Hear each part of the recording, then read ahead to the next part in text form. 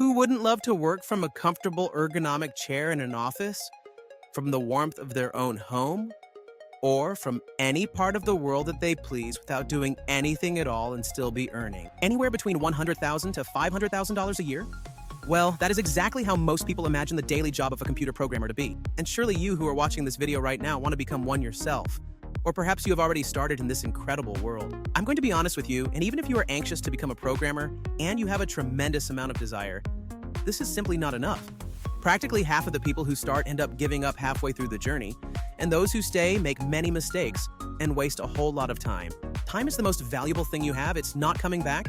You won't get it back.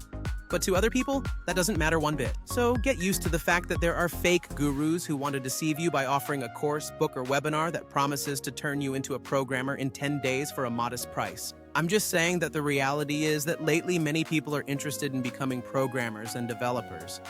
And there will be many others who will try to take advantage of this. And well, you might be thinking that about me too, right? And yes, I usually make content for these types of people, but at least I'm not selling you anything. And everything I do is free. For now, I myself am just another programmer working as a freelancer and facing my own difficulties. So today I bring you the 7 common mistakes that will prevent you from becoming a developer. The first mistake is becoming a programmer only for the money. I know I've said it several times already, but I repeat. If what interests you most are the salaries, I have 2 pieces of bad news for you. The first one is that you are not going to earn a huge salary right when you start out during those first few years. Most likely, you'll be paid a minimum wage depending on the city where you're located. Remote companies don't usually look for junior developers. And the second piece of news is that if you come here for the money, you'll likely have many problems developing as a professional, since a programmer's salary depends on their level of skills and experience. On the other hand, and this is good, if you truly like programming, it means it will be easier for you to develop and your salary will increase along with your knowledge, which is what happened to me over time. Going from earning just 200 euros a month to easily exceeding 2,000 euros every single month. The second mistake is ignoring books. For some reason, it has become fashionable to skip books entirely and go straight to watching YouTube tutorials. And no, I'm not saying tutorials are bad. In fact, they are usually super useful, but I've read programming books myself and also watched tutorials, even followed courses.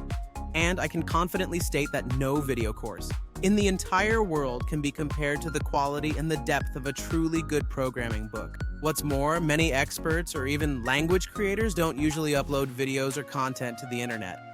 But they do have books published where they share very good knowledge. Who better than the creators or the actual creator of a language to teach you exactly how to dive deep into this sector? And yes, even though we are already in 2026, or whatever year you happen to be watching this video, books remain the primary part and source of knowledge. And I would even dare to say that everyone who is against books has some kind of underlying motivation for doing so. For example, if someone wants to sell you a course or a boot camp, it's obviously not in their best interest to recommend a book, because you will learn so much more in many cases, and in the vast majority of them, from a book than from their course, and on top of that, it will be much cheaper for you, and I repeat, I am not against courses or tutorials, but the main source of knowledge should still be a book. Its purpose is to actually teach you, not simply to take more money from you, and I repeat, that is the case in most instances. The third mistake is made by almost everyone who decides to become a programmer, and it is the belief that the only way to move forward is by spending a lot of money. Remember, this is a golden rule.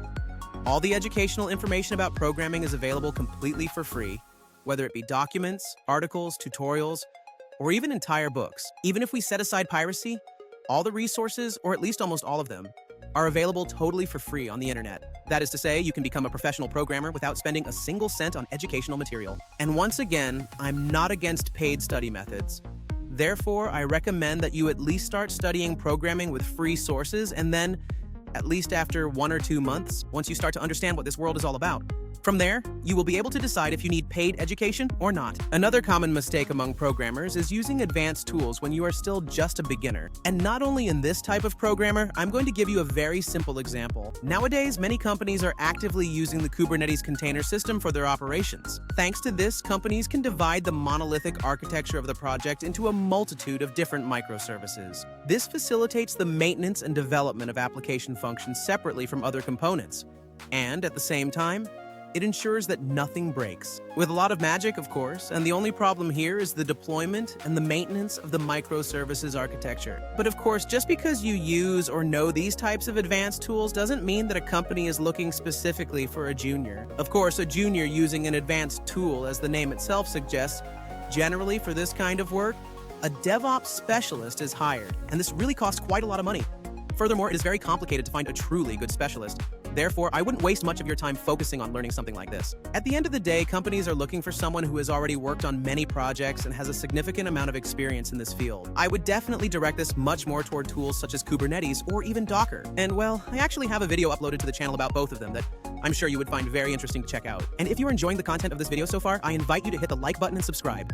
It is completely free and open source. The fifth mistake is not maintaining your GitHub profile or simply starting to do it way too late in your journey. The fact of the matter is that beginner programmers generally ignore their GitHub profiles and don't upload anything there, even though they might already be creating applications or even some pretty good libraries. And yes, there can be many different reasons for this, ranging from the low quality of the code to a simple lack of knowledge about why you should even do it. And besides, if we set aside the fact that working with GitHub generally develops your skills for working with version control systems, having a full and active profile on GitHub is always a huge plus for any developer in the eyes of a future employer. So make sure to start uploading your projects there as soon as you possibly can. And don't worry, because in the future, you can always create a new account or edit the one you already have if there's something you don't like. And maybe you'll even make your first open source contribution. And if you want to present yourself as an even greater specialist in the future, you can even open a Stack Overflow account and start building up your reputation over there. Go ahead and answer questions about specific technologies. And in the end, all of this can be very easily attached to your professional resume. The next error might seem a bit strange, but there are some people who make it. I made it myself, and I still do, since honestly, I'm not very social. And that is not socializing in programmer groups and chats. The thing is that while you are learning the language and writing code, you usually do it alone, which means there is a high probability that you'll make elementary mistakes or solve problems incorrectly. Therefore, it is important to start interacting with other programmers as soon as possible, showing off your code and your various skills. Yes, you might receive a lot of hate, and sometimes they will even call your code complete garbage, a total mess, or even a disaster. But there will also be times when you get constructive criticism. Additionally, it is worth visiting platforms like Code Wars or similar sites, where you can solve a problem and then see exactly how other programmers solved it. This also applies to Stack Overflow, GitHub, and various other resources. A good programmer is always capable of learning from the code of others to improve their own. Do not forget this. And finally, the last but certainly not least, is a piece of advice that will turn you into a truly great programmer. And it sounds quite simple. Learn exactly how everything works under the hood. You should not use frameworks and libraries blindly without understanding them. This is incredibly important because you simply won't find a framework or a library for every single situation in life. Besides, whoever said that a ready-made solution would be able to satisfy all of the specific requirements that you need? It is much better if, when using a web framework, for example, you truly understand how it works on the inside, what pattern is applied, what template engine is being used, and what cache management systems the router uses, session management, and so on. And believe me, this is certainly not all there is to it. In ORM systems, for example, it is good. But in almost all performance tests, even the most amazing ORM will be slower than writing direct SQL queries. Or for instance, the engine of templates. Yes, it is convenient, but the procedure consumes resources and time, and there is simply no way to avoid that. Even a system for caching compiled templates is not completely saved from these issues. Compilation by triggers or by time does not just disappear. Additionally, if you start using, for example, context and local storage managers, you must know exactly how all of this works behind the scenes. If you don't, you are going to end up making many mistakes. Or you will overestimate libraries far beyond what they are actually capable of doing. In summary, as you can see, wherever you look, there are pros and cons. To understand all of this, you need to understand how libraries and frameworks work, rather than just using them blindly. So, get used to looking at what is under the hood.